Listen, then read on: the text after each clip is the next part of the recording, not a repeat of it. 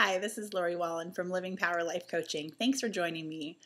So today I was putting my daughter down for a nap and I closed the door behind me and the doorknob came out of the door in my hand. And I thought to myself, oh, thank you, other daughter of mine, for another special treat in my house, something that has been pulled apart out of your curiosity. It occurred to me that this trait in her is a great thing. And I talk about this to women's groups pretty often when I speak on raising a tough nut or raising a child who's spirited and a little bit more of everything and more than you expected. I have one or two in my house, and that's where that idea came from.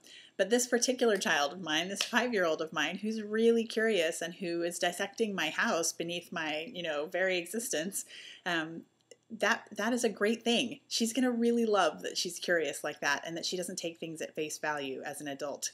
And giving myself the space to sit and talk with this other professional about what was making me crazy allowed me to gain perspective. We gain perspective by creating space. We can't create time, so we can't distance ourselves temporarily from the things that we're dealing with, but we can give ourselves emotional space to deal with it, a journal, a good friendship, a counseling session, a coaching session, a group of friends you get together with on a regular basis for dinner. You can give yourself space, and that will allow some different perspective.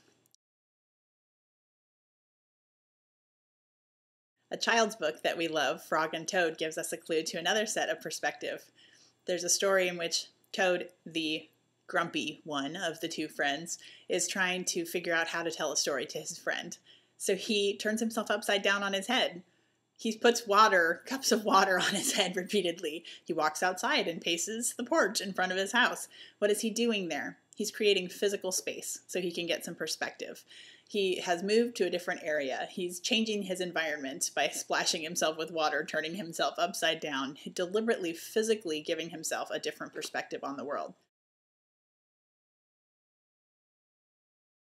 We can use words that give us the best chance of having a positive perspective on things. I've talked about this in other videos where we can choose words, like for example with my daughter, I could choose words that talk about her in a condemning way, that talk about her in a way that's frustrating, annoying, she's wrecking my house, all that kind of stuff. Or I could say she's curious, she's inventive, she's determined, she's actually pretty honest. She'll tell us when she's done stuff. We find that full life-size, portrait of her in Sharpie marker on the back of a bedroom door, and yeah, she's proud of what she did. And so, those are some other words that I could use. I could use positive words to frame it, to actively engage in giving positive perspective and the ability to see things well when I get a different perspective on them. Another thing too is to think about, what do we really want? To gain perspective in a situation, what is it that you're going for ultimately? Well, with my daughter who's taking my house apart, I want her to be an independent person.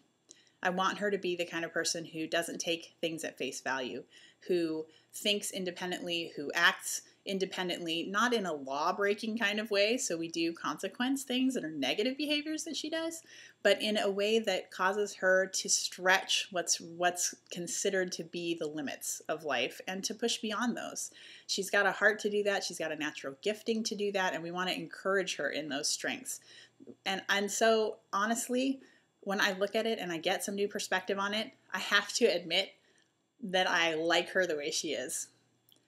And having that perspective changes things when she's doing something that's a little extra frustrating. So perspective, giving ourselves space, emotional space, structures that help us think differently, physically changing things around us so that we can have a different perspective, using words that give us the ability to have a good perspective on things, and remembering what we're really going for. Those are ways to get some great perspective on the things that you're facing right now. I'd love to talk with you more about this. If you have any questions on this video, feel free to email me. My information's at the end of the video. Have a great day.